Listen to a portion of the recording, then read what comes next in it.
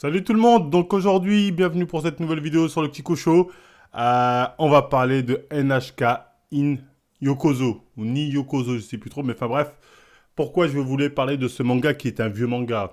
Je l'avais vu déjà il y a des années de cela, il y a peut-être 10 ans, un truc comme ça, je l'avais regardé. J'avais bien aimé, franchement, j'avais vraiment bien aimé. Et je l'ai rematé récemment en live d'ailleurs, et force est de constater que c'est vraiment un bankai. C'est vraiment un bankai, hein, donc je vous montre quelques images. Ah merde, hop là. C'est les erreurs du direct, hop là, pardon. Et voilà, c'est réglé. Donc oui, je vous montre quelques images. C'est quoi l'histoire? C'est ce jeune homme qu'on va suivre durant ses aventures. Et on va suivre surtout ce jeune homme de 20 ans, 21 ans, qui ne sait plus quoi faire de sa vie. Ce mec, c'est ce qu'on appelle un Ikikinomori. Un Ikinomori, au Japon, c'est non pas un chômeur, c'est un mec qui sort pas de chez lui. C'est un mec qui a peur d'être au contact avec les autres personnes à l'extérieur. C'est un mec qui reste bloqué chez lui. Voilà, et lui, en plus, il est dans une parano où il se dit il y a un complot mondial, faut que je reste là, en étant chez moi, je suis protégé, etc. Du coup, qu'est-ce qui va se passer? Un jour, il va rencontrer, enfin, une fille va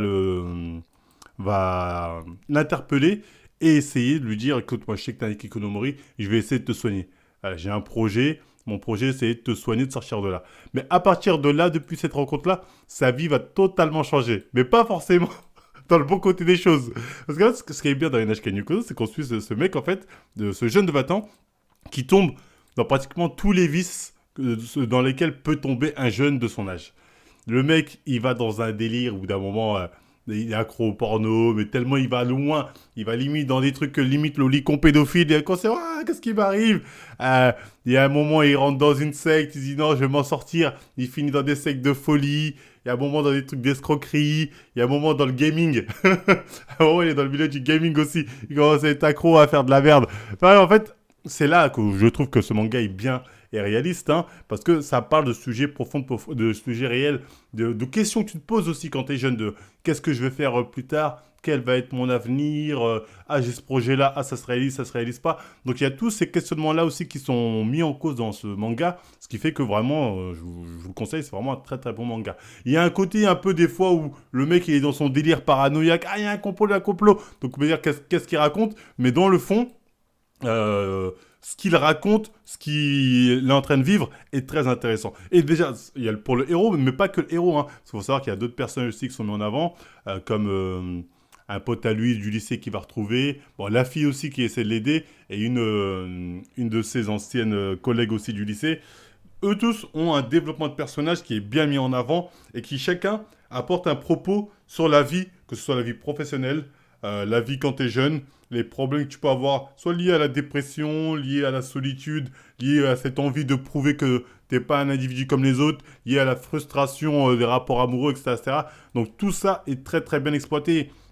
Même encore là, il y a aussi le rapport vis-à-vis de quelqu'un qui était vu comme étant prometteur et qu'au final a gâché sa vie, etc. Ça. Donc, c'est des thèmes qui, moi à l'époque, je pense que ça m'avait déjà plu parce que je me suis dit, putain, c'est un peu les mangas comme GTO, tu te dis, des fois on a tendance à penser que le Japon, c'est loin, c'est d'autres problèmes. Mais en fait, quand tu vois ce genre de manga, tu dis, ah ouais, en fait, on a tous les mêmes problèmes dans la vie. Bon, pas la même façon de les gérer, la même façon de les aborder, mais on a tous les mêmes problèmes. Et je pense que n'importe quel mec qui regardera NHK Nyokoze va se dire, en tout cas, au moins une des situations qui lui arrive durant les 24 épisodes, il va se dire, ah ouais, ça j'ai déjà connu. Franchement, vous allez vous dire, ça c'est obligé. Ouais, ça j'ai connu. Ah merde, ouais, je connais ce moment-là, tu vois. Et c'est là où le manga, il est bon, il est fort. C'est qu'on arrive à se reconnaître en tant qu'homme. On a toujours un moment de doute, un moment où on s'est dit, vas-y, c'est bon, désespéré, ou un moment où on est tombé dans un mauvais move, ou on s'est fait embrigader dans un truc voilà, qui nous a dépassé.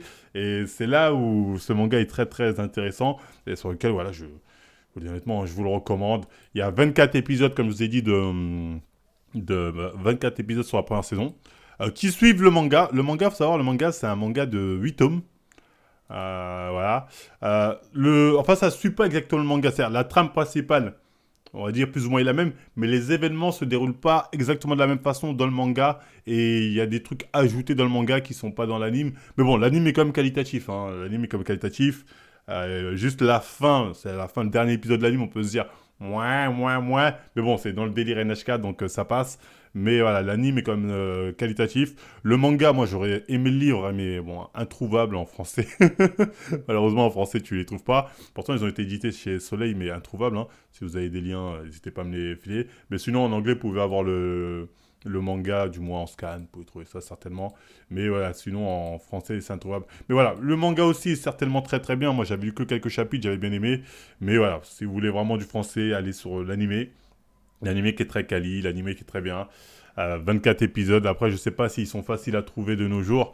Mais voilà, pour moi, c'est un manga que je conseille. C'est un manga un peu tranche de vie, hein, comme on dit. Mais c'est pas les mangas de tranche de vie où tu te fais chier. C'est pas Bonu Poon Poon. Où tu te fais chier, tu vois. C'est un tranche de vie Bonu Poon, mais c'est un tranche de vie où tu te fais chier. Parce qu'en fait, il se passe rien. Je veux dire, donc tu te fais chier Bonu Poon Poon. C'est que du psychologique, oui, mais il se passe rien. Alors que là, le truc, la différence, c'est qu'il se passe des trucs. Tu vois. Et des trucs amusants, j'ai oublié de le dire. Le manga aussi très drôle. Il est vraiment très drôle, le manga. Donc, il y a le côté humour aussi qui fait que on s'y attache plus facilement. Donc ça, voilà, moi, voilà, c'est le manga que je voulais vous présenter du jour. On ne pourra pas dire, oui, vous parlez que des gros mangas, vous parlez pas des petits mangas pas connus, nanani. NHK Yokozo, faut savoir qu'à l'époque, ça a fait quand même pas mal de bruit. Dans les années milieu 2000, début 2000. C'est un manga qui date, hein, 2005-2006, un truc comme ça. À cette époque-là, quand même, ça a fait pas mal de bruit. Après, les plus jeunes qui ont connu le manga récent doivent pas connaître. Donc c'est important, je pense, de vous faire connaître d'anciens mangas qui aujourd'hui n'ont peut-être plus la lumière qu'il leur faut, mais qui sont qualitatifs et qui vont vous changer des isekai que vous avez l'habitude de regarder ou des mangas chez App. Je sais qu'aujourd'hui, vous tapez des mangas, voilà, je veux dire, c'est soit toujours la même chose, soit pas ouf, alors que là, on avait un vrai truc qualitatif, autant dans l'anime que dans le manga, avec un personnage auquel vous allez vous attacher, hein. Je vous le dis, vous allez vous attacher. Au début, des fois, le trouver méprisant, le trouver même problématique, mais avec le temps, lui dire, ah, le pauvre quand même, ce qui lui arrive, c'est quand même chaud. Tu vois, il a vraiment, bref, ça veut dire, il est vraiment, voilà, bref, je vous spoil pas. Allez le regarder, hein, c'est quali, c'est quali, c'est quali. Je sais pas quoi vous dire de plus pour vous vendre. J'essaie de faire en sorte qu'à la vidéo dure 8 minutes. Il reste 1 minute, je vais tenir. Les designs, oui, c'est un peu des designs random. Mais à l'époque, faut savoir, à l'époque, dans les mangas, les designs, même aujourd'hui encore, à la rigueur, il y avait toujours des designs génériques où tu dis, elle, tu l'as vu dans 1 milliard de mangas, lui, tu l'as vu dans 1 milliard de mangas, etc., etc. Mais bon, après, c'est pas problématique, je veux dire. Là, en raison d'un certain thème, ça passe. Il y a le délire otaku aussi, hein. Il y a le délire Okikonomori, otaku, fritter. Mais ce qui est bien, c'est que ça apporte beaucoup de thèmes qui sont spécifiquement aussi, enfin, la manière d'être de traiter japonais. Et moi, quand j'étais au Japon, par exemple, j'ai rencontré des fritters. Dans le manga, ils expliquent à peu près ce que c'était les fritters. Et du coup, moi, j'avais la ref. Ah, rapport à ça, fritters, nanana, tu vois ce que je veux dire? Donc, ça vous donne de bonnes rêves sur la société japonaise aussi. Donc, allez regarder Nashika Yokozo en tous les cas. C'est lourd. Moi, j'ai vraiment bien aimé. Si je devais le noter en tant que manga tranche de vie, hein, sur 10, vraiment dans la catégorie tranche de vie, ce que ça raconte, je lui mets un bon 8. Je lui mets un bon 8 sur 10 et je vous encourage à regarder ça. On s'accroche vite au personnage, même si au début c'est un peu spécifique. Allez-y, vous allez voir, c'est lourd. Bon bref, c'est tout pour moi. Dites-moi si vous l'avez déjà vu, si vous l'avez déjà vu, qu'est-ce que vous en avez pensé. Ensuite, vous likez, vous partagez, vous abonnez. Nous, on vous dit à la prochaine.